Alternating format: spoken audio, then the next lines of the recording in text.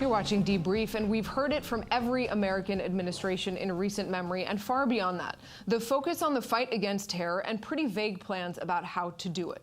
No different is President Donald Trump. It featured in his campaign and emerged in the form of extremely ambitious statements on Inauguration Day and after.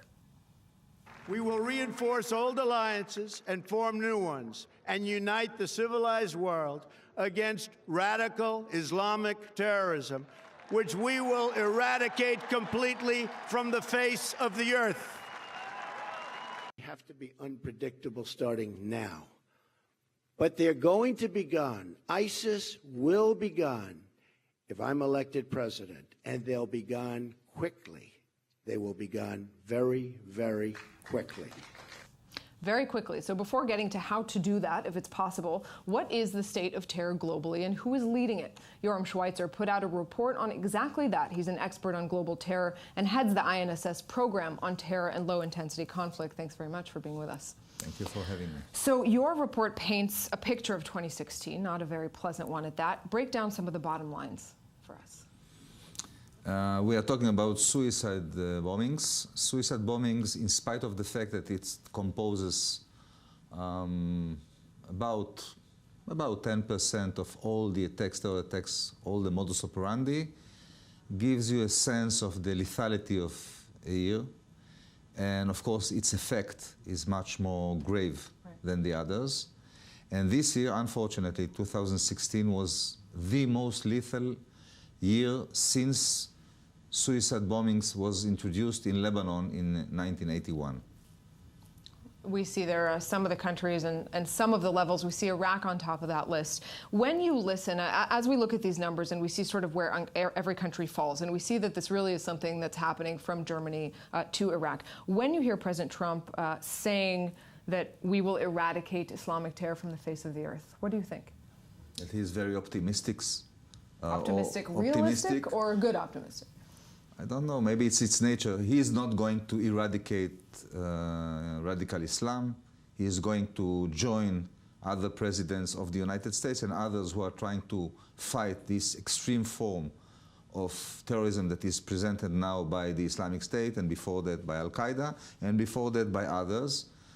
It's an estimated and cherished goal, but it's complicated and he will face reality.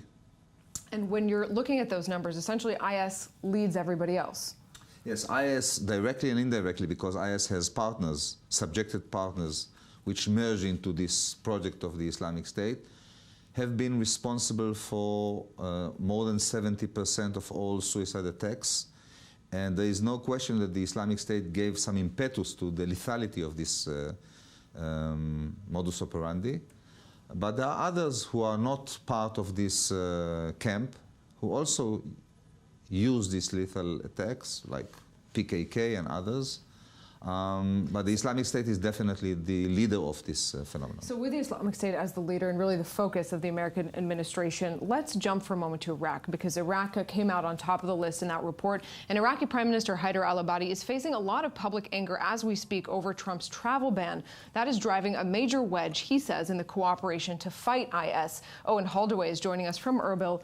Owen, thanks for being with us. So when we see this new rift that's emerged between the Trump administration and Iraq over the travel ban, how concerned are people there about how this will affect the fight against IS? I mean, I think in terms of, morale, it's definitely not very good. I mean, I've met commanders who have children in the States, and, it's definitely very much a hindrance to what is going on and the general battle on the ground.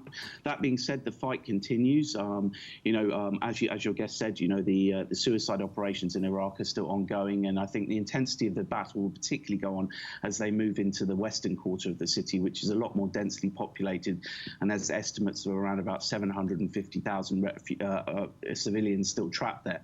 I mean, additionally, the battle in Mosul, I think, is going to kick into another level of gear, because as they do cross the Tigris into this quarter of Mosul, it becomes extremely densely populated, and also the streets are very narrow, so it will become very much a street-to-street battle.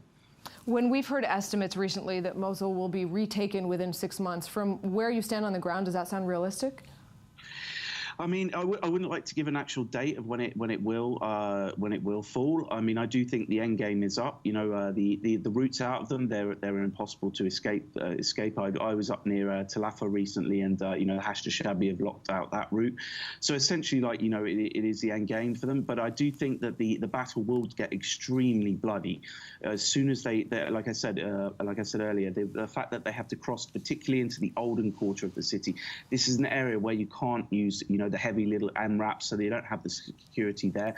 So, you know, the fight there will be particularly intense. And there's a lot of reports of them. I mean, as they did when they were losing Fallujah, they used the civilian population as human shields, so to prevent the Iraqi army advance. Owen Holdaway in Erbil, Iraq, thanks very much for joining the conversation and talking about terror, suicide terror in particular in 2016, and the way to fight it. One of the claims we hear a lot from right-wing parties in Europe are similar to what we've heard from President Trump, that are terrorists coming in amongst refugees. Let's pull back up what President Bashar al-Assad said late last week on the same subject.